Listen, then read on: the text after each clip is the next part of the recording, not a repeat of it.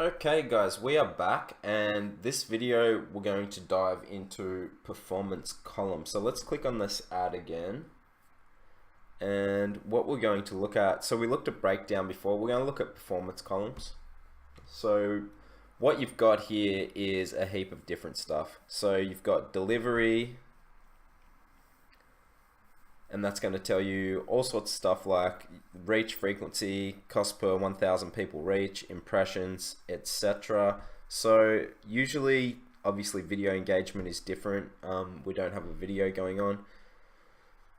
You can see page likes that you got out of it, post shares, link clicks, go across, cost per link click, $5.53. So then we're going to go down. Usually I would go to performance and clicks. So this is where you're going to check this out. Frequency, so the average number of times each person saw your ad. That means, like, obviously you don't want that up too high. You don't want the same person seeing your ad over and over again. But then again, maybe they will click through the second time. You never know. We've got the ends, we've got the schedule. And then down here, we go right across. We've got impressions, we've got CPM, the average cost of 1,000 impressions. Like I said, you can hold it on this and see what all these things are, and the number of clicks on ad links to select destinations. So CPC, click through, the percentage of times people saw your ad and performed a link click, and this one here, the percentage of time people saw your ad and performed a link click, all clicks, all CPC, the average cost for each click. So what we want to go to also, this changes all the time. So there's even like messenger engagement and stuff now. I'll just X this out so it's out of the way. So one of the things that you can actually do with this stuff is you can customize columns. Now this is more advanced. If you're a beginner, you don't really need to do this. This is more for the advanced type of guys that are, yeah, they're trying to go like next level really. Let's just go customize columns. I'll just show you what I mean by this.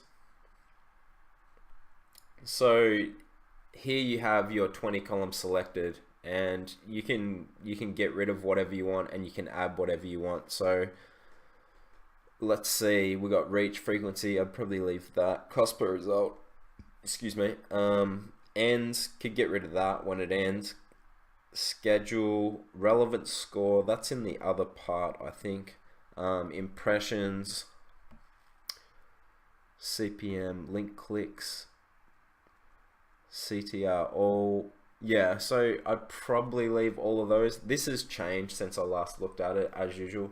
But anyway, you can go through all of these on what you might want to add to it. So you can add different things here, cost per engagement, blah, blah, blah. Messaging, this is new, but this part here is interesting about videos, because you can see people that watch 25% of your video.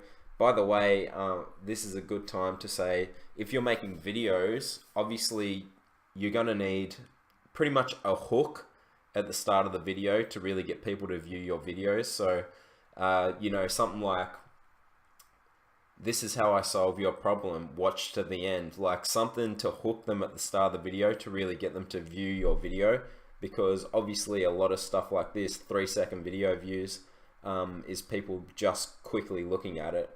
But let's look at conversions. So you got website conversions, you got website ads and payment info, website adds to cart. So that's a pretty interesting one. Might even click that on there just to show you what it looks like. Website checkouts initiated. So obviously website purchases is another one. So obviously with these sorts of things, this is for more advanced people and people just really wanted to track everything that's going on. But let's go, so we've got those, we've got adds to cart. So let's put on cost per website adds to cart, cost per website purchase, and let's just leave it at that. And then we'll go apply, just to show you what it looks like. So custom column here. now when we go across, we've got all sorts of information here, obviously. But when we go across, so you could probably get rid of a few of these. It depends what you want to look at, honestly. And a lot of this stuff, like I said, if you're a beginner, you don't need to have custom columns yet. This is something that you would do further down the line. But this is an interesting one to have. So the number of add to cart events tracked. So if someone saw your ad and then they've added to cart, that's an interesting thing to know. And then obviously purchases, if someone purchased there, the average cost of each website add to cart, so that's good to know. And the average cost of each website purchase, obviously a good thing to know also. So those are some interesting ones to add on there. For the most part, as I said, if you're a beginner, you don't need custom columns. You can just look at the general stats and make decisions from there. But really all that matters is, are you making money? Are you making money? That's all that matters. So you will be starting and killing ads based off of that. So don't get too caught up in this stuff. People go crazy with this stuff. Mostly what I'm caring about is like, unless I had like a ridiculous click-through ratio or something like that, then there might be something wrong with my website, or there's things that you would look at, but depending on which stats you're looking at. So if we just go over here, because I want to find, yeah, relevant score. So relevant score for me is 10, so that's actually really good. So a rating from 1 to 10 that estimates how well your target audience is responding to your ad. This score is shown after your ad receives more than 500 impressions. So this is actually a really good thing to pay attention to.